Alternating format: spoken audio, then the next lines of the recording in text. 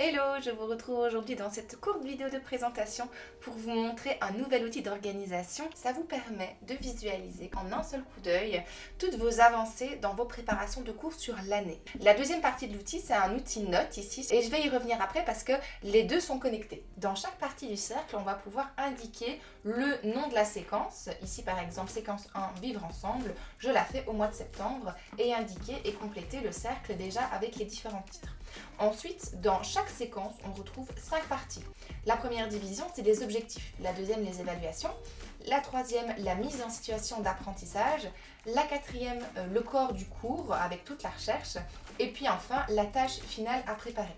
Vous voyez ici qu'on se retrouve avec 3 étapes par partie. La première étape pour les objectifs, c'est d'abord de les cibler dans le programme. Ensuite, l'étape numéro 2, ça va être de les formuler. Est-ce que ces objectifs sont formulés dans le contexte avec les différents éléments que je veux travailler avec mes élèves?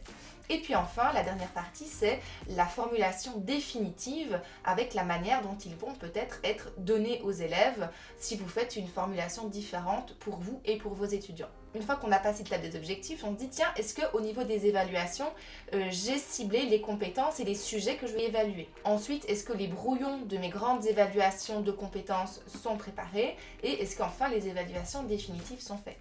À chaque fois qu'une étape est réalisée, il suffit de colorier la petite case qui correspond. Pour la MSA, le corps et la tâche finale, on va se retrouver avec 3 éléments identiques. Donc, est-ce que les documents pertinents ont été ciblés? Donc, je sais quel document je vais utiliser. Est-ce que les consignes ont été formulées? Donc, je sais exactement ce que je demande de faire aux élèves. Et est-ce que la mise en page a été faite? Donc, par exemple, pour ma séquence 1, ici, j'imagine que j'ai terminé mes objectifs. Je suis très au clair avec ce que je veux. Pareil avec les évaluations, je suis arrivée à l'étape du brouillon. Et j'ai toute ma MSA qui est déjà prête, mais pour mon corpus de cours, en fait, j'ai juste les documents et j'ai rédigé les consignes, mais la mise en page n'est pas encore faite. Et pour la tâche, j'ai juste ciblé le document que les élèves allaient utiliser. En un seul coup d'œil, on voit en fait qu'il me reste à faire ici encore 4 trucs. La dernière partie de cet outil, c'est la partie notes ici.